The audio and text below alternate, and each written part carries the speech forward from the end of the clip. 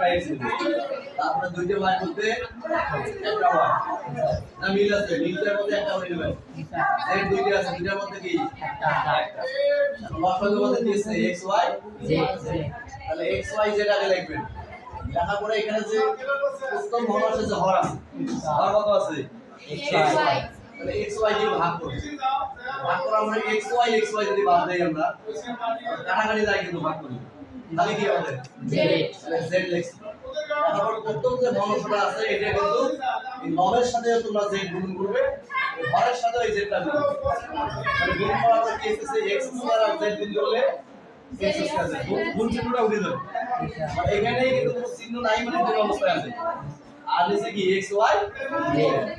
একই ভাবে আবার আমরা এই লসাগুর অংশটা আবার এখানে লিখছি এক্স ওয়াই জেড, লেখার পরে দ্বিতীয় যে ফর্মুলা আছে ওয়াই জেড,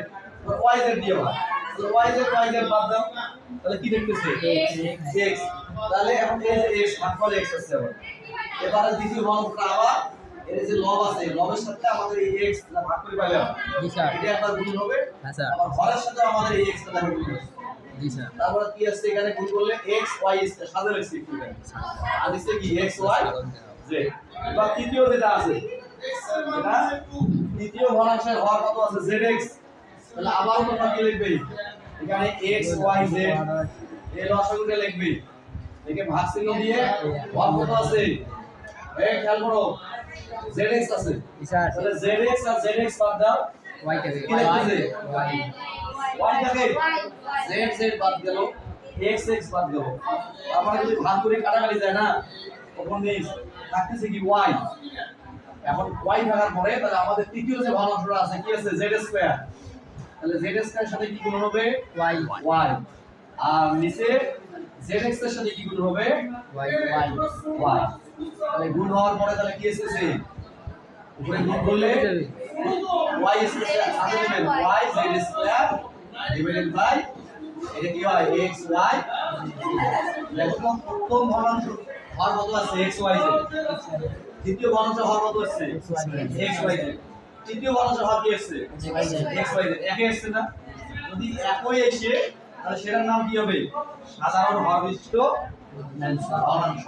তিনটা ভগ্নাংশের হর আমাদের একই আসছে, তাহলে এটাকেই বলা হবে কি সাধারণ হর বিশিষ্ট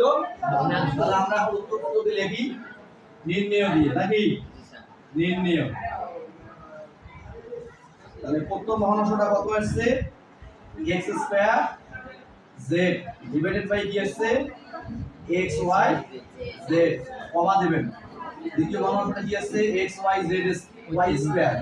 ডিভাইডেড বাই কি x y z, তৃতীয় ভগ্নাংশ কি আসছে y z square divided by কি x y, তাহলে এটা আমাদের অ্যানসার আসছে, এটাই হলো আমাদের 2 এর ক নাম্বার সাধারণ হর বিশিষ্ট ভগ্নাংশ 5.1 অনুশীলনী। তাহলে যদি এটা বুঝতে কি কারো সমস্যা আছে না স্যার, আছে, সবচেয়ে বড় কথা কেউ যদি লসাগু বুঝতে না পারো, লসাগুর সময় খেয়াল করবে কোন কোন অক্ষরগুলো আমাদের একই আছে, একই আছে, x আছে এখানেও এখানেও x আছে, দুইটার মধ্যে একটা নিছি, y আছে দুই জায়গায়, y দুইটার মধ্যে একটা নিছি, z আছে দুইটার মধ্যে একটা নিছি, তারপরে কথা করবে কি একবার প্রথম ভগ্নাংশের হর দিয়ে ভাগ, আরেকবার দ্বিতীয় ভগ্নাংশের হর দিয়ে ভাগ, আরেকবার তৃতীয় ভগ্নাংশের হর দিয়ে ভাগ, কি পাওয়া যাবে